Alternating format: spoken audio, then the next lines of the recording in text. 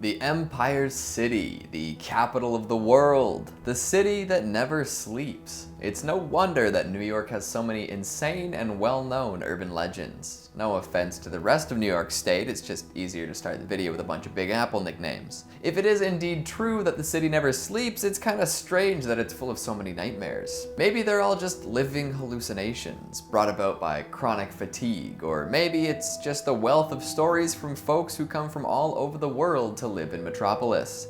No matter what reasoning we come up with, we've still got plenty of urban legends to choose from. Hello horror heads, and welcome back to the scariest channel on YouTube, Top 5 Scary Videos. I'm your horror host, Keegan Hughes, and today we're going to take a look at the top 5 strange New York urban legends.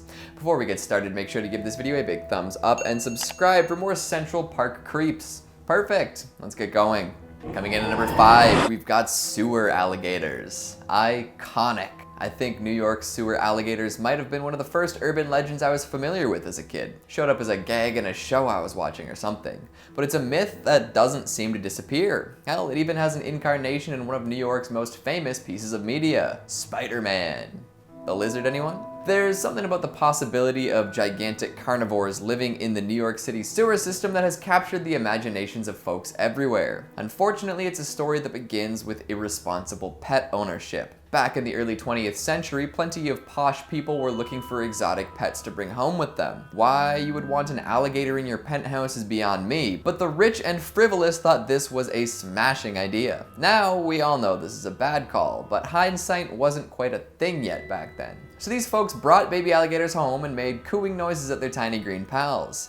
However, they don't stay tiny and cute forever, so when these alligators became problematic, it was common for their owners to ditch them in any way they could. Some chose to flush them, but it's likely that they were too big at that point to fit down the pipes. This resulted in many being tossed down into the sewers at ground level. The legend says that these gators managed to do quite well for themselves in the dank tunnels, feasting on rats, growing up, and finding other alligators to have little alligator sewer babies with.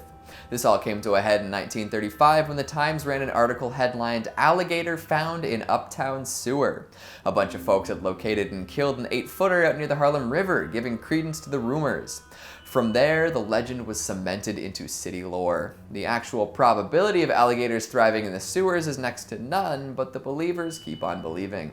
Coming in at number 4, we've got Montauk Mind Control. SCP fans might recognize that name, Montauk.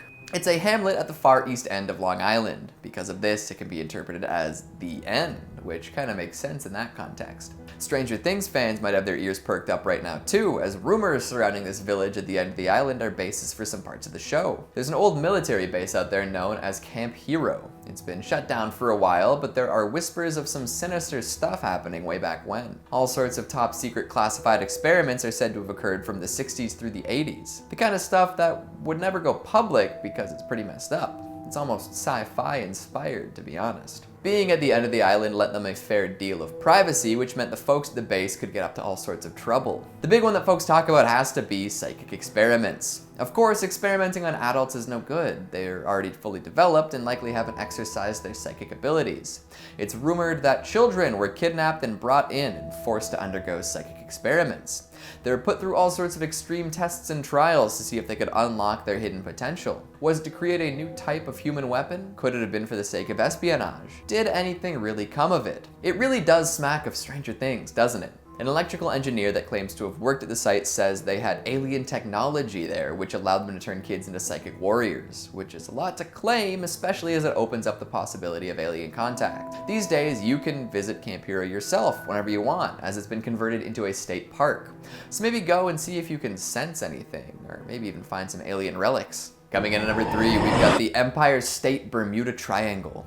You're all familiar with the actual Bermuda Triangle, right? You know, the mystical portion of ocean between Miami, San Juan, and Bermuda that supposedly disappears ships, planes, and anything else that passes through? Well, apparently there's a spot like that in New York, sort of. If you ask around long enough, you might hear the tale of the Midtown Bermuda Triangle. In 2008, folks started noticing something odd. All sorts of cars would die for seemingly no reason and refuse to start back up again. It happened so often that people started looking for reasons why. Someone made the observation that all of these shutdowns seemed to be happening within 5 blocks of the Empire State Building. Mechanics got used to driving out, towing the dead cars a few blocks, and having them work perfectly once again. There are all sorts of theories as to why this happens, but the prevailing idea is that radio signals coming from the Empire State Building's broadcast tower were causing some sort of interference. Maybe they were inadvertently screwing with car alarm systems, stopping them from starting. However, this problem seems to have solved itself without anyone really addressing what was going on. So, was there a mysterious dead zone around the Empire State Building, or were folks just reading too far into their car troubles? Coming in at number 2, we've got mole people. We started with some underground reptiles, now let's get to some mammals. Humanoid mammals. Deep below the city, among the many subway tunnels and sewer systems, lives a city of people not accustomed to sunlight. Mole people. Well, probably not actual mole people, it's just a nickname they all got for living underground. In all likelihood, there are plenty of people living under New York. There are over 700 miles of subway tracks, plenty of which are closed off. So there's lots of space to set up a subterranean life. Rumors of these people living below the surface date back to the 1800s when the subway was first being built. The city had done its best to prevent people from settling in under there, but that's much easier said than done. Often subway construction gets delayed when workers come face to face with some of the tunnel dwellers. If someone was trying to run a train through your house, you'd be unwilling to move too. And finally, at number 1, we've got Cropsey. Oh, now this one is spooky. A legend among Staten Island youth, Cropsey is a figure shrouded in mystery. Some say that he was a respected member of the community that went mad after his son died. Others claim that he was admitted into a mental institution, became a janitor, and then started to kill. The origin story changes from person to person, but his actions do not. Cropsey kidnaps and kills children. He's the Staten Island boogeyman. Summer camps and island tours galore love to scare the daylights out of folks by telling them the tale of the killer on the loose. There's even a slasher movie from the 80s that features a Cropsey character. It's called The Burning. But get this, the legend might actually be true. Sure, he's not around anymore, but it turns out there really was a mad janitor who kidnapped and killed children.